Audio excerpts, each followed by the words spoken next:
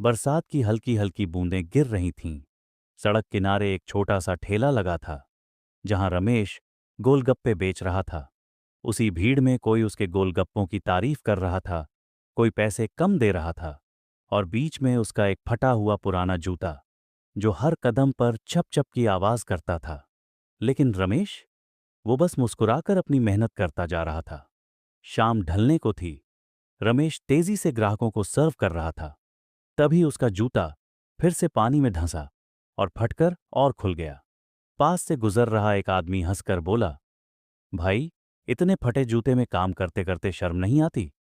रमेश ने हल्की मुस्कान के साथ कहा, शर्म काम करने में नहीं, हाथ खाली रखने में आती है। ये सुनकर आसपास के दो लोग चुप हो गए, लेकिन दूर खड़ा एक बिजनेसमैन ये सब बहुत ध्यान से देख रहा था। अगले दिन वही बिजनेसमैन फिर वहीं सड़क से गुजरा। उसने देखा रमेश अपने ग्राहकों से प्यार से बात कर रहा था, बच्चों को एक्स्ट्रा पानी पूरी दे रहा था, और बावजूद जूता फटने के वही मुस्कान, वही मेहनत। बिजनेसमैन को अपने पुराने दिन याद आए, जब उसके पास भी एक ही फटा जूता था और सपने बहुत बड़े। वह रमेश के ठेले पर गया और बोला, तुम्हारे पास कितना स्टॉक है आज? रमेश ने कहा, अच्छा खासा। क्यों?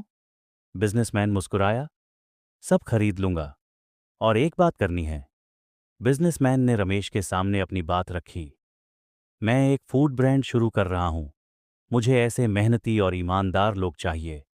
तुम्हारे फटे जूते ने मुझे अपने पुराने दिन याद दिला दिए। क्या तुम मेरे साथ काम करोगे? मैं तुम्हें इन्वेस्टमेंट दूंगा, ट्रेनिंग दूंगा, और हम मिलकर स्ट्रीट फूड को ब्रांड बनाएंगे। रमेश की आंखें भर आईं। सर, मेरे जैसा आदमी क्या कर पाएगा? बिजनेसमैन ने कहा, तुम्हारा जूता फटा है, हिम्मत नहीं। कुछ महीनों बाद शहर की मशहूर दुकानों पर नए ब्रांड की बोर्ड्स लगी थीं। Ramesh is golgappa house. वही रमेश जो फटे जूते में गोलगप्पे बेचा करता था, अब एक वेल ड्रेस्ड एंटरप्रेन्योर था।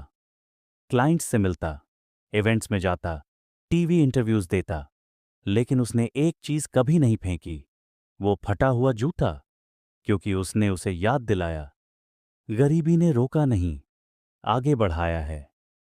इंसान की कीमत उसके कपड़ों से नहीं, उसके कर्म और इरादों से लगती है। फटे जूते रास्ता रोकते नहीं, वो बताते हैं कि रास्ता चलकर आया है।